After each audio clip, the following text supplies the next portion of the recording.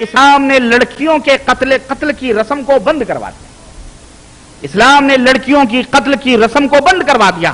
اور آج بھی ہمارے دیش کے اندر بہت پہلے تک آج بھی لڑکیوں کو باعث عار سمجھا جا رہا تھا اور آج بھی سمجھا جا رہا ہے. جنوبی ہند کی رپورٹ میرے سامنے ہے، وہ اس کے اندر رپورٹ میں کہا گیا ہے کہ آج لوگ الٹرا ساؤنڈ کروا کر پتہ لگاتے ہیں کہ پیٹ میں لڑکا ہے یا لڑکی ہے. اگر انہیں ہندوؤں کو علم ہو جاتا ہے کہ یہ لڑکی ہے تو اسے دواؤں کے ذریعے وہی ختم کر دیا جاتا ہے. اتنا بڑا اتیاچار، اتنا بڑا ظلم، اتنی بڑی دہشت گردی جو فرد کے جو گھر کے اندر ناچ رہی ہے یہ. لیکن وہ اسلام تھا. کسی عرب کے دھرتی کے اندر جب لڑکیوں کو زندہ ہونے کا کوئی حق نہیں تھا، پیدا ہوتے ہی اس کے گلے کو دبا دیا جاتا تھا، یا اگر کسی کی بچی بڑی ہو گئی تو اس کو لے جا کے قبر میں دفن کر دیا جاتا تھا. اللہ اکبر. اسلام نے اس کو ظلم سے تعبیر کیا اور اسلام نے اس کو مٹایا دنیا کے اندر. اور اسی طرح سے اسلام نے اپنے شیدائیوں پر ام الخبائث شراب کو حرام قرار دیا. اسلام نے ہمت، شجاعت، بہادری، بردباری کی تعلیم دی ہے. ہندوستان کی گردن اسلام کے احسانوں سے دبی ہوئی ہے.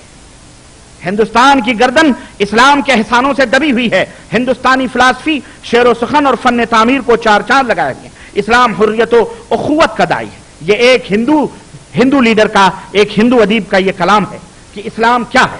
اور میں سمجھتا ہوں کہ اندرا گاندھی کو ان کے پتی پرمیشور کے مرنے کے بعد زندہ نہیں رہنا تھا، انہیں تو ختم ہو جانا تھا. کیوں؟ اس لیے کہ برہمنوں کا یہ آج بھی قانون ہے، منو کا یہ آج بھی قانون ہے. ہندو دھرم کی نہایت ہی پوتر اور مقدس کتاب منو، اس کے اندر آج بھی یہ تعلیم دی جاتی ہے کہ پتی اگر مر جائے تو پتنی کو اس کے ساتھ ستی ہو جانا چاہیے تھا، اس کے ساتھ جو ہے جا کر کے انگار میں اسی کے ساتھ سو جانا چاہیے تھا.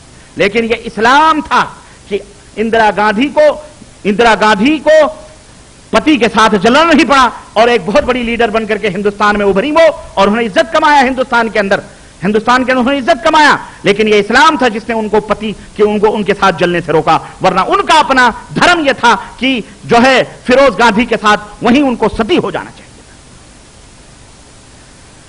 سروجنی نائیڈو وہ کیا کہتے ہیں؟ وہ کہتی ہیں کہ میرا تعلق ایسے دھرم سے ہے جسے عام طور پر خدائی دھرم کے دائرے سے باہر سمجھا جاتا ہے، یعنی ہندو دھرم ہے. اس کے باوجود میں اپنے آپ کو اس قابل پاتی ہوں کہ اس عالمگیر اخوت و بھائی چارگی کا آپ کے سامنے اقرار کروں جس کے نقوش میرے دل پر موجود ہیں. حضرت محمد صلی اللہ علیہ وسلم اس دنیا میں خدا بن کر نہیں آئے بلکہ انسان ہو کر انسانوں ہی کی طرف وہ آئے. وہ پوتر انسان ایک نفرت سے بھرپور، بغض و تعصب سے مخمور دنیا کی طرف آیا، اور اس صحرا کے اندر جو اس کی پیدائش کا گہوارہ ہے ایک نہ مٹنے والی صداقت و سچائی کا اس پر انکشاف ہوا جو رب العالمین کے دو پاکیزہ شبدوں میں پوشیدہ ہے. یعنی اس خدا کو آپ محمد صلی اللہ علیہ وسلم نے دنیا کے سامنے پیش کیا جو تمام قوموں، تمام ملکوں اور مذہبوں کا ایک ہی خدا، ایک ہی پرمیشور ہے، وہ اللہ. اسلام میں حقیقی اور خالص جمہوریت کا رنگ موجود ہے جو موجودہ بے حقیقت اور بدنام جمہوریت سے کہیں زیادہ بلند. یہ سروجنی نائیڈو یہ کہتی ہے. اور پھر اس موجودہ دور میں اگر میں پیش کروں کسی نیتا کو تو رام ولاس پاسوان جو اپنے زمانے میں ریلوے منسٹر تھے، ان کا کیا کہنا تھا اور اخباروں میں سرخیوں کے ساتھ ان کا بیان آیا تھا. رام ولاس پاسوان نے کہا تھا کہ ہم 36 کروڑ خداؤں کو پوجنے والے، ہمارے پاس 36 کروڑ خدا ہندوستان میں ہیں جن سے ہم پرارتھنا کرتے ہیں اور ان سے ہم دعائیں کرتے ہیں. 36 کروڑ خداؤں کے پوجنے والے، پھر بھی ہم غربت کے اس نچلی سطح پر ہیں کہ ہم کاسے گدائی لے کر، ہم کشکول لے کر بڑے بڑے ملکوں کے سامنے بھیک مانگتے ہیں. لیکن عرب کو دیکھو، ایک عربی پیدا ہوا محمد صلی اللہ علیہ وسلم، اس ایک شخص نے ان عربوں کو ایک اللہ کا پریچے کروایا اور وہ لوگ ایک اللہ کو، ایک ایشور کو مانتے ہیں، ایک ایشور کو مانتے ہیں، ایک اللہ کو مانتے ہیں. اس کے باوجود بھی ان کی زمین سونا اگل رہی، ان کی زمین سونا اگل رہی. یہ موجودہ دور کے لیڈر رام ولاس پاسوان کا بیان ہے، میں نہیں کہتا. تو میرے عزیزوں، میرے دوستوں، یہ ایک نہیں، بڑے بڑے کرسچنوں کے بڑے بڑے رائٹرز، بڑے بڑے لوگ ہیں، عیسائیت کے، مسیحیت کے، سب لوگوں نے اسلام کی تعریف کی ہے، اسلام کے بارے میں اپنے احساسات اور اپنے خیالات کا اظہار کیا ہے. لاکھوں ہزاروں لوگ ہیں، غیر مسلموں کی باتیں تاریخ اور ادب کی کتابیں موجود ہیں. میرا صرف ان کو پیش کرنا مقصود نہیں ہے، بلکہ دنیا والوں کے سامنے یہ پیش کرنا ہے کہ اے دنیا کے لوگوں، اے سنسار کے باسیوں، تم امن و سلامتی چاہتے ہو، تمہیں سکون و اطمینان چاہیے تو دور کیوں جاتے ہو؟ تمہارے بغل میں اسلام موجود ہے، ارے تمہارے بغل میں سراپا اسلام کا ایک نمونہ مملکت سعودی عربیہ موجود ہے، تم اس کو کیوں نہیں دیکھ لیتے ہو؟ تمہارے اپنے درمیان مسلمان موجود ہیں، اللہ کا بھیجا ہوا آخری دھرم اس کے اندر موجود ہے، وہ تمہیں دنیا میں بھی امن و سلامتی کی ضمانت دیتا ہے اور مرنے کے بعد بھی تمہیں امن و سلامتی کی ضمانت دیتا ہے، دنیا میں بھی سکون و اطمینان اور مرنے کے بعد بھی سرگ تمہارا مقدر ہوگا۔ لیکن اگر تم اس اسلام کو نہیں مانو گے تو غیر مسلم ہو کر کے ہندو ہو کے مرو گے تو دنیا کے اندر بھی چتاؤں میں جلو گے، آگوں میں، مرنے کے بعد آخرت میں بھی تمہیں، بلکہ جلنے کی ابتدا تو مرنے کے بعد ہی سے شروع ہو جاتی، مرنے کے بعد ہی شروع۔ دوستو، ابھی میں آپ کے سامنے غیر مسلموں کی زبانی اسلام کی ترجمانی بیان کر رہا تھا اور بتلا رہا تھا کہ حضرت محمد الرسول اللہ صلی اللہ علیہ وسلم کے آنے سے اس دنیا کا کیا حال تھا۔ یہ ایک حقیقت ہے کہ اسلام سے پہلے، جیسا کہ میں نے بتلایا، کہ اس دنیا کے اندر ظلم و زیادتی کا غلغلہ تھا، شرافت و نجابت کی جگہ درندگی اور حیوانیت انسانیت کا شعار بن چکی تھی، شراب خوری، زناکاری، بدکاری، چوری اور چکاری، فحاشی اور عورتوں کی خرید و فروخت اور قتل و غارت گری، اونچ اور نیچ، طبقاتی کشمکش اور غلاموں کے ساتھ ظلم اور زیادتی، یتیموں بیواؤں اور بیوی عورتوں کے اوپر ظلم اور ستم، لڑکیوں کو پیدا ہوتے ہی قبروں کے اندر دفن کر دینا، اور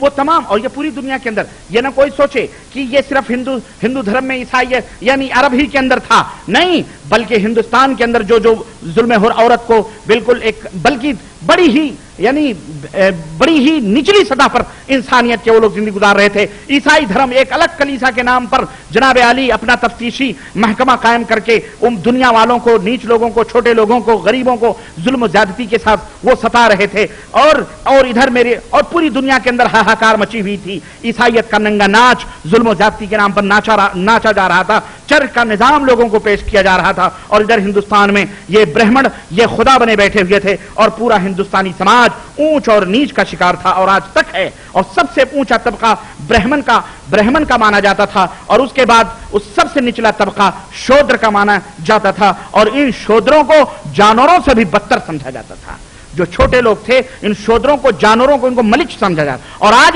آج بھی یہ ہندو دھرم کے اندر ان کی اپنی مذہبی کتابوں کے اندر یہ باتیں لکھی ہوئی ہیں، وہ تو مسلمانوں کو بھی ملچ کہتے ہیں، ملچ یعنی ناپاک، اپوتر، یہ ناپاک لوگ، استغفر اللہ، مسلمانوں کے ساتھ، اور یہ سب تعلیمات ہندو دھرم کی اپنی جو ہے پوتر مقدس کتابوں کے اندر موجود ہے، مثلا رگ وید ہے، یجر وید ہے، سام وید ہے، ادھر وید ہے، منو سمرتی ہے، گوتم ہے، بھاگوت ہے، گیتا وغیرہ، اس میں سب بھری پڑی کہ ہندوؤں کے 4 ذات تھے اور 4 طبقہ آج بھی ہیں، ایک برہمن ہے، دوسرا کشتری ہے، تیسرا ویش ہے اور چوتھا شودر ہے۔ چنانچہ آج بھی ان کا عقیدہ ہے کہ برہمن یہ برہما کے سر سے پیدا ہوا ہے، اس لیے اس کا مقام ہے برہما کے سر سے پیدا ہوا، چھتری یہ برہما کے بازوؤں سے پیدا ہوا چھاتی سے، اور ویش یہ برہما کے ناف سے پیدا ہوا ہے، اور شودر یہ نچلے طبقے سے پیدا ہوئے ہیں، اور ہندوؤں میں یہ 3 ذاتیں بہت بڑی مانی جاتی ہیں، کون سی؟ برہمن، اور اسی طرح سے چھتری اور یہ ویش، یہ تینوں ذاتیں بڑی مانی جاتی ہیں۔ منو جو ہندو دھرم کی بڑی ہی مقدس کتاب ہے، نہایت ہی دھارمک پستک ہے، وہ کیا کہتا ہے انسانوں کے بارے میں، اس طبقاتی درجات کے بارے میں، اسے بھی میں آپ کی خدمت میں رکھنا چاہ رہا ہوں کہ کیوں اس کے ماننے والے آج جو ہے امن و سلامتی کی تلاش میں ہیں، کیوں اس کے اندر امن و سلامتی کی اچھا اور اس کی تعلیم موجود نہیں۔ چنانچہ منو اپنی کتاب کے اندر یہ کہتا ہے، منو جو ہندو دھرم کی بڑی ہی پاکیزہ کتاب ہے، اس کے اندر یہ بات لکھی ہوئی ہے کہ شودر کی لڑکی، شودر یعنی نچلے جات کی لڑکی جو برہما کے پیر سے پیدا ہوا ہے، خیر شودر کی لڑکی اگر برہمن اپنے پلنگ پر بٹھا لے تو برہمن نرک میں جاتا ہے، برہمن کہاں جاتا ہے؟ نرک میں جاتا ہے۔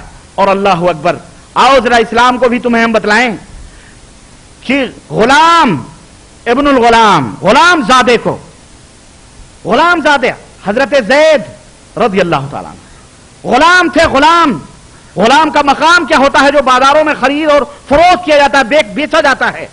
اللہ اکبر، اس ایک غلام کو خرید کر محمد الرسول اللہ صلی اللہ علیہ وسلم نے اپنا منہ بولا بیٹا قرار دیا تھا، یہ مقام دیا تھا کہ وہ ان کا منہ بولا بیٹا تھا۔ محمد الرسول اللہ ایک غلام کو یہ مقام دے رہے ہیں. اور منو کہتا ہے کہ اگر نچلے ذات کی نچلے طبقے کی لڑکی برہمن کے پلنگ پہ بیٹھ جائے تو برہمن نرک میں جاتا ہے. نرک یعنی جہنم میں جاتا ہے.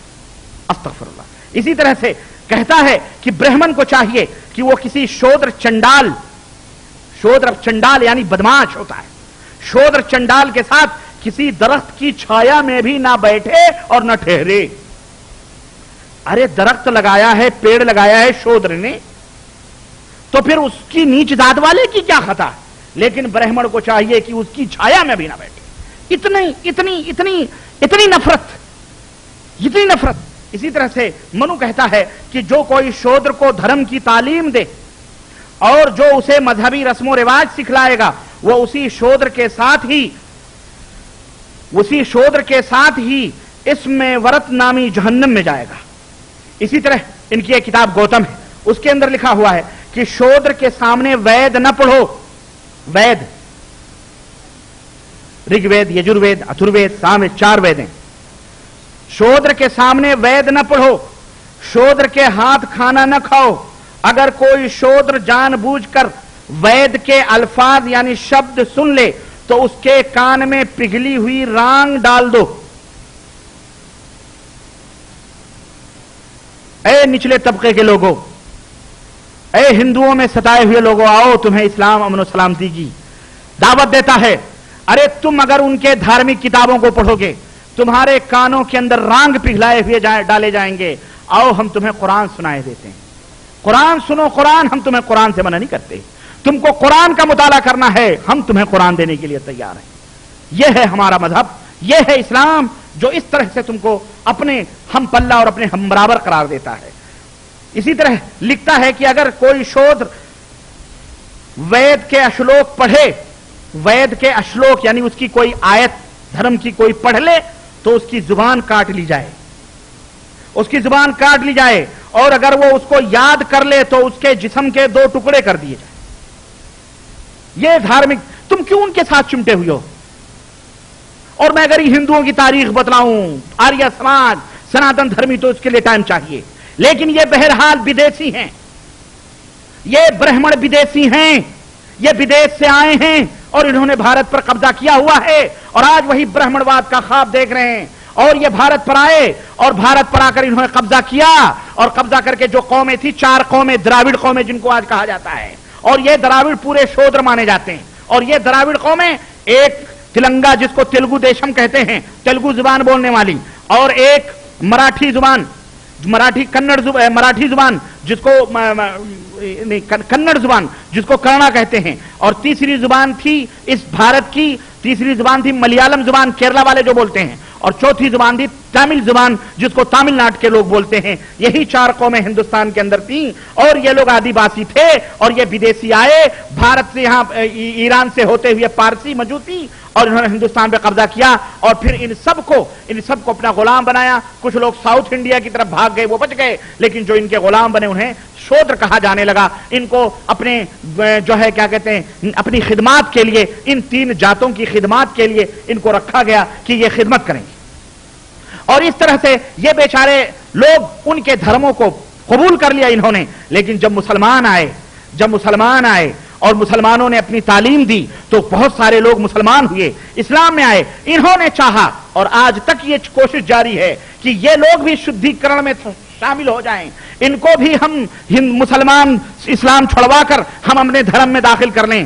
لیکن یہ وہ نمک ہے جو پگھلنے کا نام نہیں لے رہا ہے، بلکہ وہ خود پگھلتے جا رہے ہیں اللہ کے فضل و کرم سے. کیونکہ اسلام کی جو یہ اسی لیے دشمنی پہ اڑے ہوئے ہیں کہ مسلمانوں کو ختم کر دیا جائے، مسلمانوں کو مٹا دیا جائے. کیوں؟ اس لیے کہ ان کو پتا ہے کہ اسلام وہ دھرم ہے، وہ سچائی اور صداقت ہے جو ان کے جھوٹے دھرموں کا تیاں پانچا کر کے چھوڑے گا. اس لیے یہ مسلمانوں سے ڈر رہے ہیں اور مسلمانوں کے خلاف جگہ جگہ زبان کے نام پر، اردو کے نام پر، پاکستان کے نام پر، ٹیررسٹ کے نام پر، آتنکوادیت کے نام پر. اور جب مسلمان ترقی کرتے ہیں تو اس طرح سے ان کی اقتصادیات کو، ان کی معاشیات کو برباد کرنے کے لیے پوری لابی بیٹھی ہوئی ہے برہمنواد کی، جو اس طرح سے مسلمانوں کو مٹانا چاہتی ہے تاکہ کسی بھی طرح سے. اور دوسری طرف نعرہ لگا رہے ہیں، تیسری طرف مدارس عربیہ کو بھی شکوک اور شبہات کی نظروں سے دیکھ رہے ہیں کہ جی مدارس عربیہ میں آتنکوادیت سکھائی جاتی ہے. اے بھارت کے نیتاؤ، اے لیڈروں ہم تمہیں چیلنج کرتے ہیں، جاؤ ہندوستان کا کوئی ایک مدرسہ بتلا دو جہاں یہ بیچارے صدقہ اور زکات مسلمانوں کی خرید کر بچوں کی پرورش کرتے ہیں اور چندے اور بھیک مانگ مانگ کر مسلمان بچوں کو اسلام کی شکشا اور تعلیم دیتے ہیں، تم انہیں کہتے ہو